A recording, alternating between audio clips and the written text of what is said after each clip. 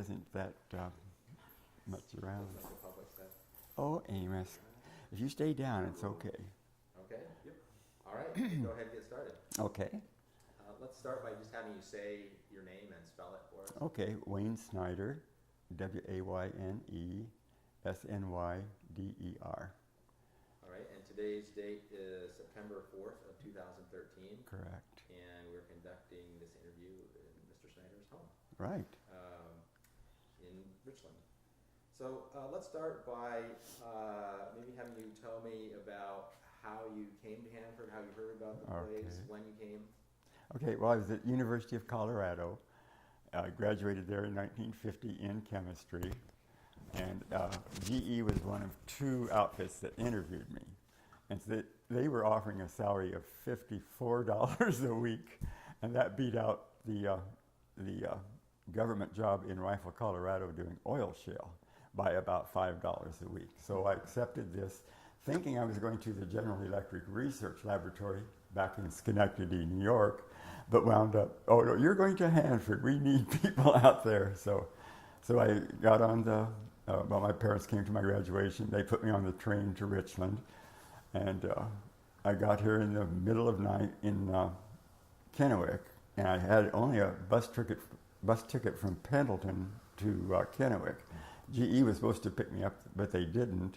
So I was fumbling around with all my luggage, all my worldly belongings, and looking for a motel. And a lady came by and said, "Oh, you know, what are you doing?" I said, "Well, I'm trying to get to Hanford or to Richland, if you know where that is." She said, "Oh yeah," she said, "I'm picking up my son who is just off shift down here. Can I give you a lift up to town?" So we pulled into Richland, and it was about midnight by this time. And the city lights were pretty much on. And I thought, wow, you know, it looked to me at that time kind of like Las Vegas. All lights and lit up, very contemporary. Bell Furniture had its lights on its sign. And the building I went to was the Hanford House, which was called then the Desert Inn, a structure that preceded the existing building. And it was an old Army facility, as everything looked like Army around here. And I went in and I said, I would like to get a room for tonight if I could. And they said, sure.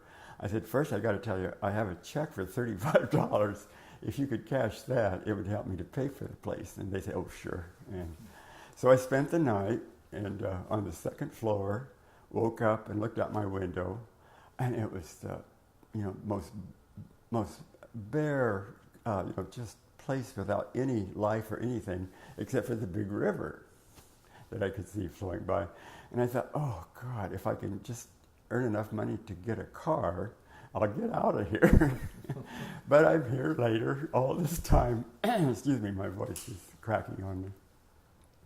And so I was taken over to the 703 building, which was at that time where the federal building is today. And it was the headquarters for all of the Hanford site, General Electric Company, Top Dogs, and the AEC, as DOE was in those days. And it was a white wooden building like everything in town, looking like an army camp, and a big building, though. It had a main hallway that extended, I think, 5 wings. And so you would go in the building, here's the big lobby. And I was taken to a place where they would interview me again, I think. And they said, oh, you're a tech grad, aren't you? And that was because I was wearing a blue sport coat and a tie. And they said, oh, yeah, you're not coming to dig ditches. You're coming to be a professional. I said, well, that's good. And so they oriented me and told me where I would be working and asked if everything was going well. I was living in a dormitory in North Richland at that time. And that was about, 6 miles out of town from the federal building. So they made sure I could get the bus and get to work and stuff like that. But told me I'd be working out at the bismuth phosphate process, the 200 East 271 Canyon. It's the building that today they are, I guess, calling the Queen Mary. Its sister building is the 271T, but 271 was the B plant, and it did the batch processing of all of the irradiated fuels in the 100 areas. dissolved them up, separated them out by this bismuth phosphate precipitation process, refined them through pretty much a high concentration plutonium nitrate solution, and that went on off to the 233 building, which was over in 2 West area. And you are not interested in the rest of the process because it just gets boring. But anyway, I got out to work, took the bus out, which became a very, very common thing every day. Run out and catch the bus and go 30 miles through the desert to the north and get to the 300 area, the 200 East area, and go into my little building, which was the analytical laboratories associated with the big processing canyon building. And there I did various analytical tests, determining how much plutonium in the solution, what were the concentrations of the fission products, and what was left. And we started out with the initial dissolution of the batch process, and they would dissolve up in nitric acid. I don't know how many fuel slugs, we called them in those days. They're now the fuel element, but they were about 8 inches long and about that big in diameter. And a whole batch of them would get dissolved up, and half a ton or something like that. And then we would measure all of the concentration of the various elements as it went through the precipitation process. And we took it through the lithium, or the hafnium fluoride. I'm getting confused here. This has been quite a few years ago, through a concentration. And there the F10P sample went on to the 2 West area where the oxalate precipitation took place. And at that time, that was the end of the processing at Hanford. It went through a plutonium solution, plutonium nitrate, was bottled up in very safe containers and shipped to either Los Alamos or to, I believe, Oak Ridge. And Los Alamos was able to go ahead and make metal out of it, from which they fashioned the various bomb pits. We sort of ended there. But a few years later, as a matter of fact, I worked at it, they built what's now called the plutonium finishing plant, but it was at that time the 234-5 building. And I worked there again as an analytical chemist in the analytical laboratories. And we were measuring the purity of the plutonium, the amount of extraneous materials. And unlike the bismuth phosphate process, where we were worried about the radiation, the very high level gamma irradiation, over at 234-5, we were worried more about contamination from the plutonium. Plutonium gives off no radiation that penetrates anything, but if you ingest it, you've had it. And so we'd be in glove boxes and protective clothing, and I don't think we had anything over our faces, but I remember reaching through the glove box and refining all of the plutonium. And then I was a spectrometer. We did a spectrometric analysis of the old-fashioned kind, where we burned it off, caught the rays that came off of it, and then we could read all of the barium, the cesium, the plutonium, everything in it. And that would go back to the process, and if it was determined, clean enough and everything, it would then be sent on, the metal from which it came would be sent on to Los Alamos for processing. But very quickly after that, they built the lines, the A, B, C, and whatever line, which went ahead and processed the metal in the plutonium metal into a shape, which was then shaped into the bomb pit that was being built at the time. And it's not thought of that Hanford ever really handled the metal or produced weapon parts, but we did for quite a few years. And that seems like a long part of my life, those 3 years from 1950 up until 1953, when I was kind of tired of that, and I think they were tired of me perhaps out of that area too. I interviewed for and got a job in radiation monitoring. And the nice thing about it, it was the first time I lived closer to town. It was that facility was officed in the 300 area, and it was day shift. That other time I worked shift work the whole time. This was ABCD shift. It was 24/7. The plants were operating constantly, and so I would be working day shift, then swing shift, and then graveyard shift, and this rotated, so that you were cut out of your nightlife for every 2 out of 3, let me get it straight, weekends. And all my buddies that I was with in the dormitories, they were day shift and they worked Monday through Friday, and they would take off weekends for the mountains or for the rivers or for the fun times, and I would get to go every 3rd long weekend. I was off from Friday morning graveyard until Wednesday afternoon swing shift. So I had what's called a long weekend, which was 4 full days of fun and playing, except there was nobody around that I enjoyed. There were a lot of people who worked those shifts, but most of them were operators in the production plants or were at least a part of the continuing plutonium production and not into research or other more fun things like they did in the 300 area. Well, I was able to do that for about 2 more years or so, and in 1955 I was interviewed and joined a group called the Graphite Group. And this group was involved in studying graphite, which is the main moderator. It's that big black block in the center of the reactors, which slows the neutrons down to absorption velocity so that they get struck in the 235 and cause it to fission, or are absorbed in the 236 and ultimately through neptunium become plutonium. And the graphite was swelling badly in the reactors. It was a fairly low temperature thing in the reactor, and the power level was around 250 megawatts. I think that was the design level. They ultimately got to operating up over 1,000 megawatts, so that was a lot. But anyway, back to the graphite, I would get samples made and little cylinders and get them shaped up by the machinists, and then we would irradiate them in the test holes in the reactors. I would work out at the reactors quite often. We would be putting samples in the test holes, getting them out, putting them in, taking them out. And then I could measure the graphite samples as to how much dimensional change they had made. And at that time, all of them grew slightly, very slightly, but in the full-size reactor, it was enough growth that the reactor was beginning to really buckle.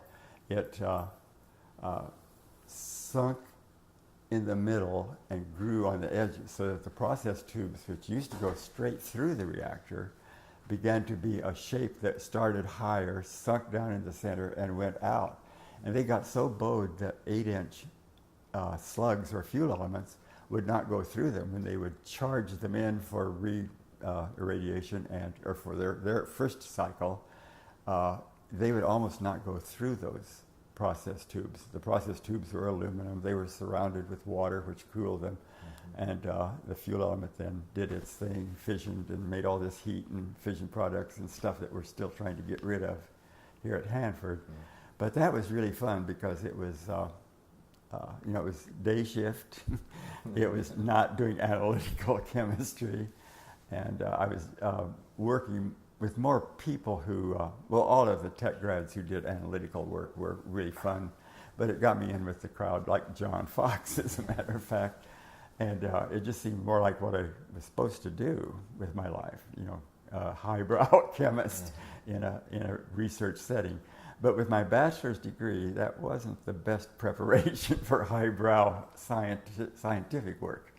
And I did some artwork back in those days. It was always a phase of mine. And when I got my chemistry degree, I really wished that I had gotten a bachelor's in fine arts, but I knew that that would pay for nothing. So I decided, well, to make it in fine arts, I better do something. So my wife and I got married, and we went off to Mexico, where I produced a portfolio of artwork.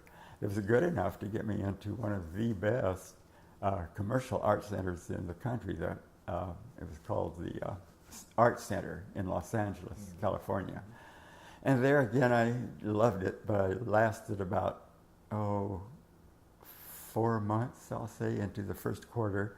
And I was doing very well, but the people who were signing the work would hang over you, and they would evaluate what you did, and they would find it lacking because it wasn't as professional as they were. And so I enjoyed it though, but I thought if I'm going to have a wife and maybe a family, I better earn a living. So I called my old boss at Hanford, said, this art stuff isn't really working out for me. Is there anything back there that I could do? He said, oh, well, come on back, Wayne. So I joined the graphite group again briefly, but they let me interview around till I found something that would be a more likely career, something that would actually let me promote in career and stuff. And I joined a group called the programming group, and it was the first of an outfit being put together that looked at the whole plant's operation. And they were responsible for resolving all of the programs that were going on. So we did the report writing and the final merging of all of the plutonium recycle program was the primary source of this stuff. And the plutonium recycle program went on from about, I'm going to say 58 up. I was married in 58, so this would be 59. And as a matter of fact, again, joining with John Fox was one of the designers of the PRTR. And we were at that time probably rooming together in an old Bauer Day house, which were the first non-government owned houses in Richland. Spokane built an outfit called the Spokane Village, which are the, what would you call them, honey? The houses along George Washington Way between it and Stevens, north of the old uptown area. Okay. Those white 2-bedroom, 3-bedroom buildings with white, I suppose, asbestos shingles and stuff. Anyway, where am I going from here? You can cut for a second. You're talking about rooming in the... Yes, thank you. Yeah, yeah. And so Jerry McCormick and Fox and I got together, and we decided we would rent one of the Bauer Day. We would rent a Richland Village house, but they would not rent to single people. So we tried the Bauer Day place, and they said, "Yeah, we'll rent you a house." So we got together, and I worked the graphite group, and Jerry was in chemistry out in the separations process. And Fox was designing the PRTR, and we just hit it off well. And we were, not to brag, but we were one of the classy bachelor quarters in town. So now I'm preceding my my art career. But before going there, I was working in this stuff, having all this fun. I was day shift, of course, weekends off. John and Jerry were, and we'd have parties with 30-some people or so attending. And lots of people came because we would have lots of hard liquor, and just had a good time generally. Mm-hmm. So that lasted for a while. But then when I got married, I came back, joined this programming group that I talked about earlier, got involved in the whole site more or less, and reported to a pretty high up guy, Larry McEwen, and he thought that I would be able to help publicize Hanford to the public. I would put together a small exhibition center, a room that showed the process in its entirety and had some examples of fuel elements and various solvent extraction columns and things like that. And that was really fun, and I enjoyed it, and reported to Larry, and this was reporting to Herb Parker, who of course became the head of all the laboratories. But another kid, Art Scott, and I were asked to help him write his annual talk. And so we met with Herb, which was quite a high-level thing for us. And we scraped and bowed and did the appropriate things, and came together with a script that he could use for the big annual meeting. And he would go through it, and he would laugh, and he would say, we don't say things like, "Further on in the evening, we will get into," he said, that would kill the talk right there. People are bored, and no way would they like to hear longer on at some time while they still sat there. But anyway, Art and I did okay, and he then joined an outfit called Measurements, which is all new in those times. It was a group assigned to measure the progress of the company. How well were they doing? Were they meeting program requirements? And he did that, and I left the programming group, and my boss there, Kelly Wood, said, "Wayne, you're going nowhere." He said, "You're going to have to do something else if you expect to, have a career." And at that time, an offer came up from the technical information crowd. This was Chris Stevens, was manager of a technical library, and they did this work called Reviewing Reports for Declassification. And so it sounded pretty good, and it was more permanent. And so I joined that group, which was much more of a service job again. So I discovered my real career was in service work. It was not in science and engineering and research and that kind of stuff.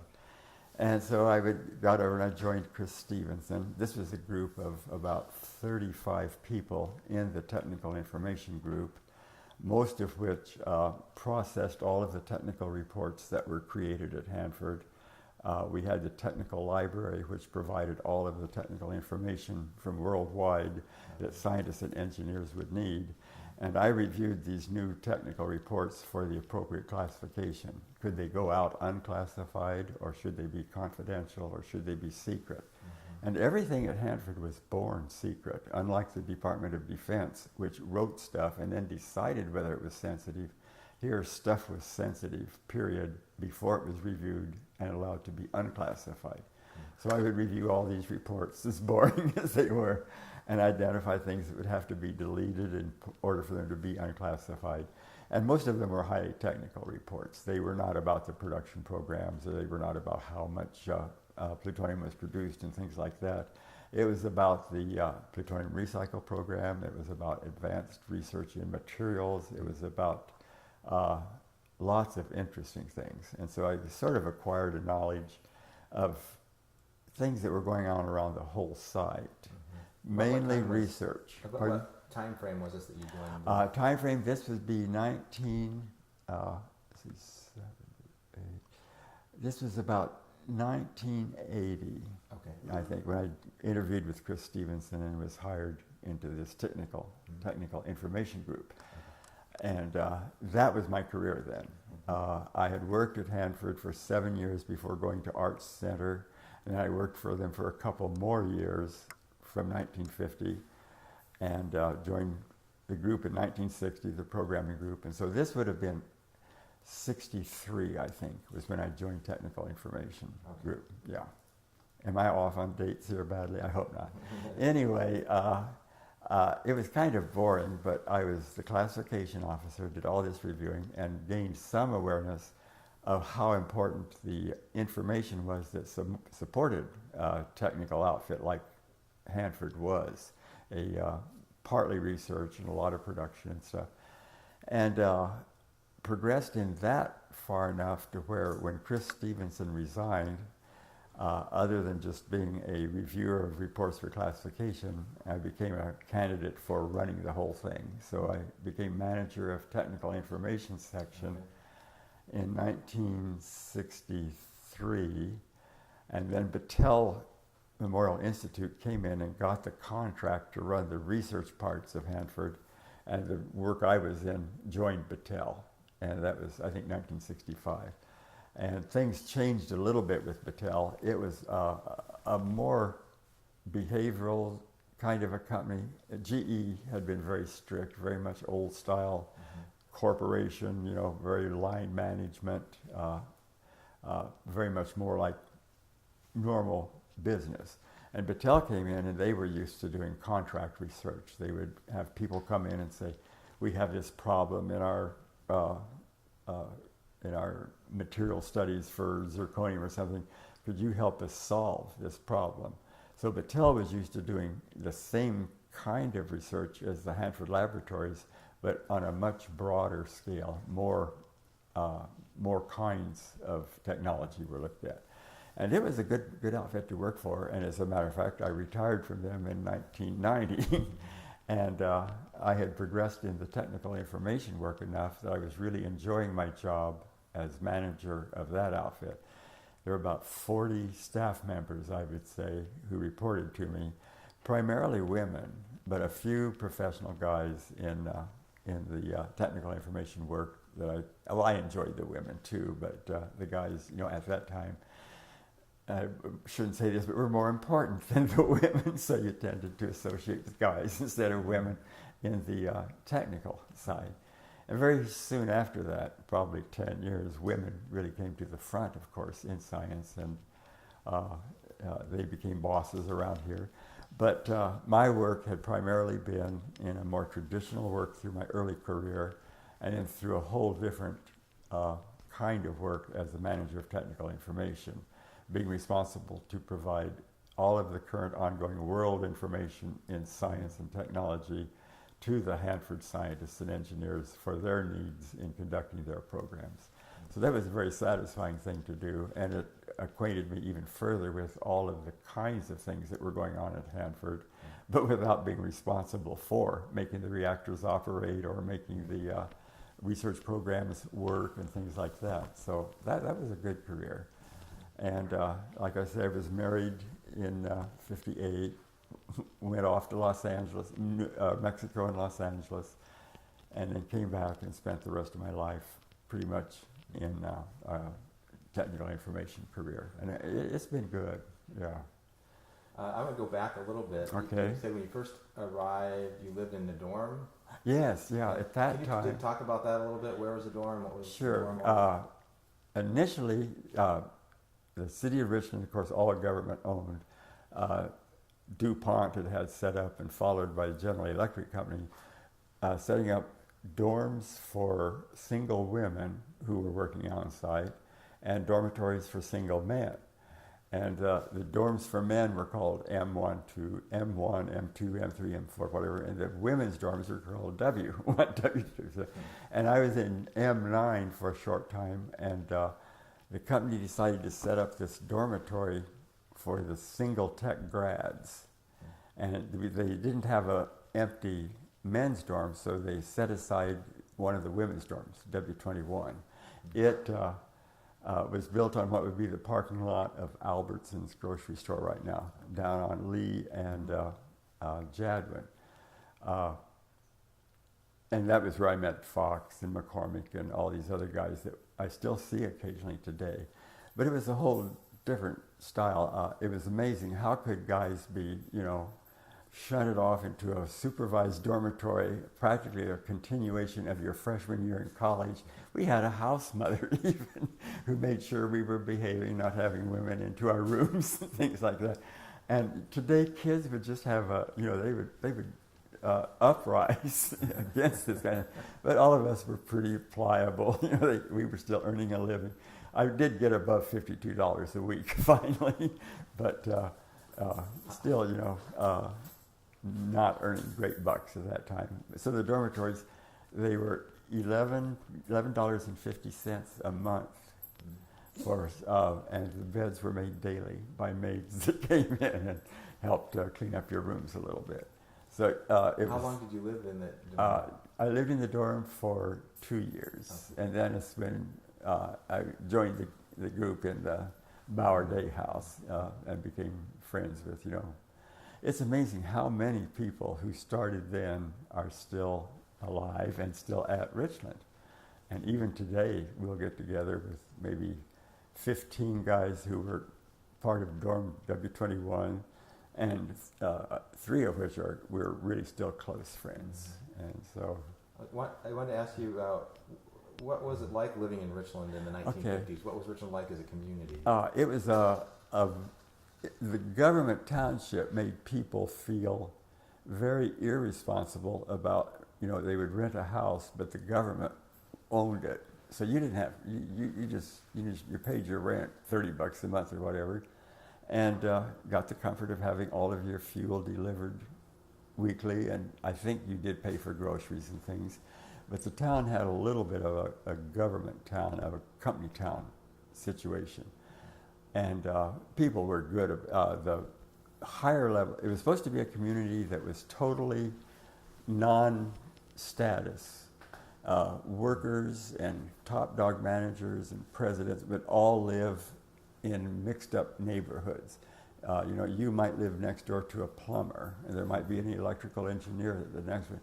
But that never worked, and the highbrow executives of the site did get all of the houses along the river, which was called Pill and Skill Drill Hill, which was the doctors, the dentists, and the executives.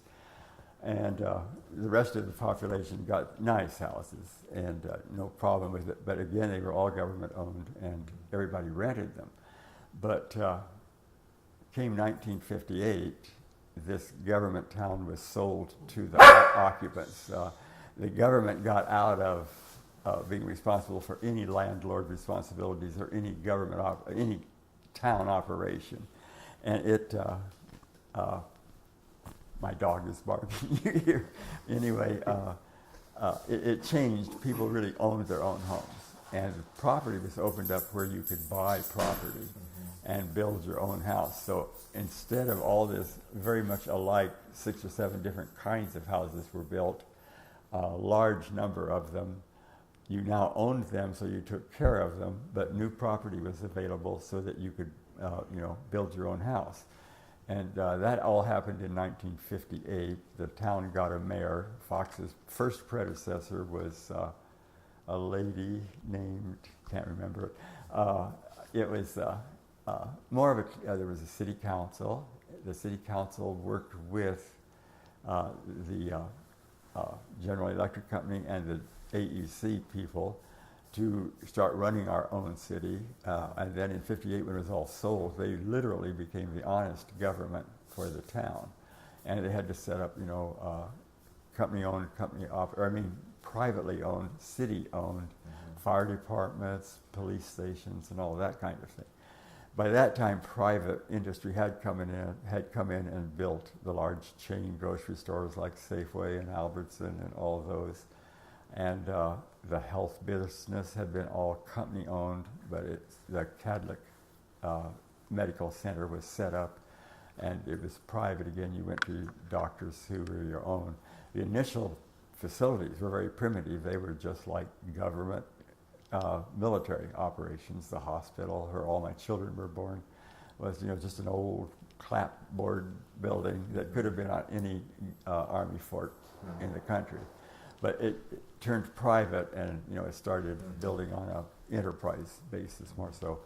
I bought one of the lots a little bit north of town, and by that time I had 3 children in the Bauer Day house, but we built a larger home up on a block off from the river, but up on Enterprise, which still exists. And the home we built, we had an architect and we contracted it out. So it was very much a private type operation. It was not a development house or something. And we lived in that house until 2 years ago, till 2000, was that it? No, 2011, yeah. We had built our house, and we lived in it then until, like I say, 2011. So that it just became a regular community, a regular life. The whole country's looking at Hanford. It was very accepted when it was an important part of defense. We were building weapons as fast as we could to keep up with Russia. The whole Cold War lasted that long period of time. So it was very solid employment, but it was not looked at negatively like today. Today, Hanford being the biggest waste dump in the world, is not thought of really highly by a lot of environmentalists and other people like that. It's slowly being realized. But up until that time, it was very patriotic. People thought, yay, we've won the war. We'll continue to be safe. We'll, have the biggest arsenal in the world, be able to, maintain our security and safety. And then when that was no longer that important, and they shut down the Hanford plutonium operation, the taking care of all the waste products that had been created, stored in the big tanks, stored, in crypts and things like that, became a negative to the environmentalists. And so then Hanford site is still accepted and known to be important, but didn't enjoy that, win the war, patriotism, everyone thought highly of you type situation. I wonder about, especially during those early years in the 1950s, any community events that sort of stand out that you remember? Yeah, there was no real social facility in the town. There was the VFW, the Veteran Forums, where they had a bar and a dance place. The city itself provided a lot of recreation in the way of athletic courts, tennis courts, swimming pool, and that. But pretty much you made up your own entertainment, and things were formed like the dormitory club. And they would go on hikes, at least 2 to 3 times a month during the summer. And the Alpine Club would go on climbs, and the athletic events, the local, softball teams and things like that went on. But pretty much you used those facilities, but you were responsible yourself to, if you wanted to have a party, you had it in your home. You didn't have a party in some commercial facility. There were no real bars or things like that. There's one place I remember though, when the government sold off the town and the facilities were no longer needed, people may remember what was called the Mart. And it was like the dining halls out in the areas. It was a big facility that served meals to the people who worked in town or people who were off shift and need to go eat. And so it was a huge cafeteria where food was served in great quantities at low price. But when the place sold off, that became pretty passé. People were no longer interested in living like a company town. You're more interested in having clubs built and things like that.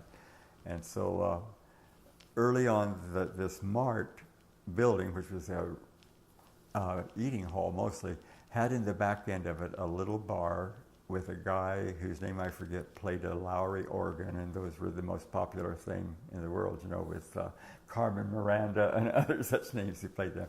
So we would go down there and dance, or we would go there and have drinks and stuff, and the VFW was popular. And there were other places that got built ultimately. What was the Red Robin for a while was earlier on, a V-name guy. Anyway, it was a regular commercial eating place. There were places to dance, and there were something like that. So the early town was pretty much do it yourself with your own friends. You didn't get to do things. A big thing though was the Richland Players, a community acting group, was initiated, and the Richland Light Opera Company, who put on pretty much Broadway musicals, came about, and they did really good work. And Richland Players, I can't recall the names of the plays, but some of the musicals that went on with Richland Light Opera were like Annie Get Your Gun and Showboat and the ongoing things. They still produce good plays and good musicals. So that was kind of a way to entertain yourself. Sure. And we would spend a lot of time supporting groups like that. I wanted to ask you also about things like Atomic Frontier Days. Okay. When I first came here, the Atomic Frontier Days was an annual celebration of the town, very much like any small western town. And there was a parade, and there was a Miss Frontiers Day elected, and there was the beard growing thing, who could grow the biggest beard. And a little later on, it turned into the Water Follies, which was the whole Tri-Cities, and that was the beginning of the very big-scale hydroplane racing, the Unlimiteds, and they raced on the Columbia right out of Kennewick. And so the Frontier Days folded totally, and Tri-City Days, or whatever it's called now, came into being, which was a much more lavish production, much more important. I know President Kennedy visited the Hanford site in 1963. Right. I wondered if you were on site at the time, if you have any memories of his visit. Yeah, he came out to inaugurate the N reactor. It was the first reactor that was not like the old original reactors that didn't produce any power or anything. The N reactor both produced plutonium, but it also took the heat off the reactor operations with a big turbine and made electricity. And Kennedy came out. That was a pretty important thing nationwide, at least in the nuclear industry. And told people how great they had done and how important it was. And I didn't go out to it, but many of my friends did. And Kennedy was, everybody really liked President Kennedy. Anyway, Democrats did. And I was a Democrat, so that made it 1-for-1. And it was just a big deal. Earlier than that, other presidents had done things out here, like the McNary Dam, when it was built. I think it was President Eisenhower, may have been a little later than that, came out and dedicated that facility. And then even after that, we had President Nixon come and visit, and he landed in his helicopter in the new Battelle buildings, the Battelle research area, which was quite glamorous and very beautiful compared to the old facilities, and gave us a good spiel. And this was while he was still somewhat in vogue, before the Crooks bid at Watergate and things like that. And we all loved him, and we waved him off, and we were glad that he dipped his wings, to show that he approved of the place. Mm. But so the site later on, and even early on with the McNary Dam and things, had some national popularity, or some popular awareness at least. A lot of people really never did know of Hanford, and may still not, but at least it's a better known facility, and its purpose is, I hope, better understood by the public, creating an atomic bomb. Right.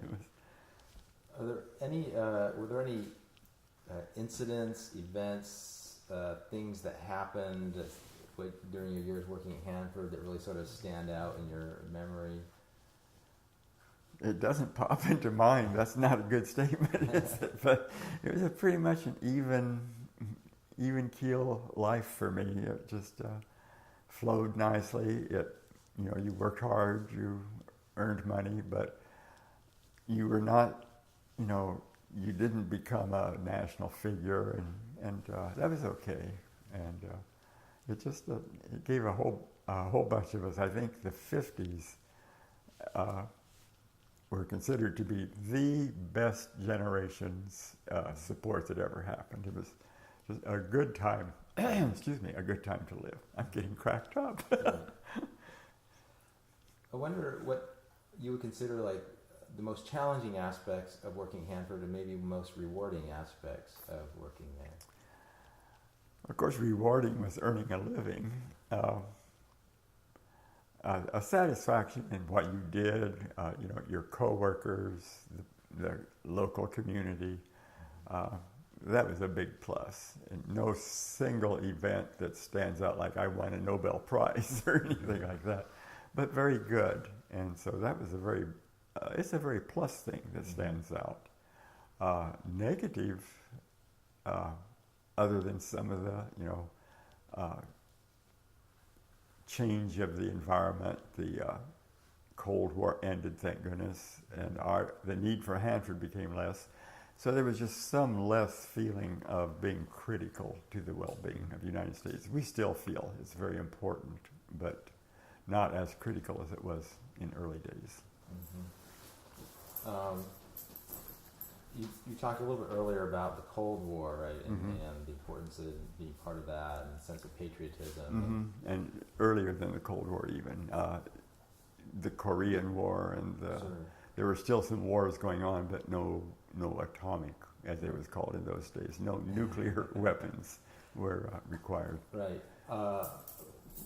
Most of the students I teach now were born after the Cold War began. Or after the Cold War ended, excuse me. Yeah, right after. And have no memories of it and know very little about it. Yeah. So I guess my question would be, what would you like, today's sort of younger generation or future generations to know about working at Hanford, Richmond during that period? I think to some degree Hanford has a negative a negative connotation. And I guess I would like for it to be excuse me. Can we just cut it off for a second? Go. Whoa! It's okay.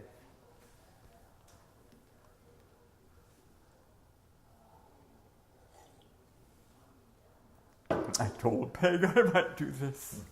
All right.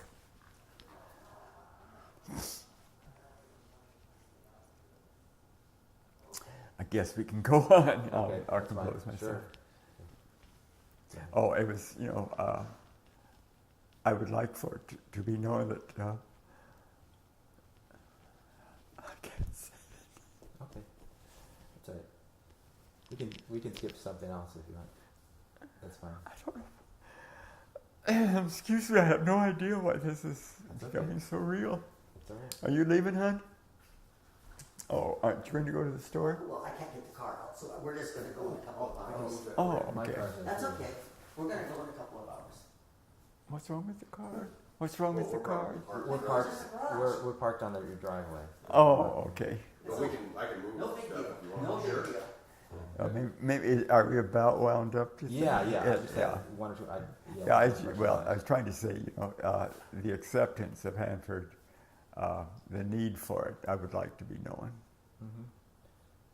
One other thing I want to ask you about is I understand you were very involved with the Richland Library.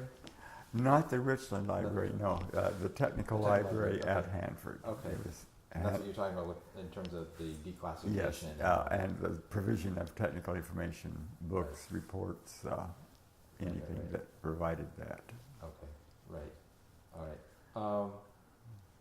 Anything that I haven't asked you about that you'd like to talk about, that you think would be important to talk about? No, I think I pretty well covered my relationship at Hanford. Mm-hmm. It's been a good one, Mm-hmm. and you've done a good job. So, Well, I want to thank you for talking to me today and letting us come to your house Oh, and sure. interview you. Really appreciate it. you're more than welcome. Thanks.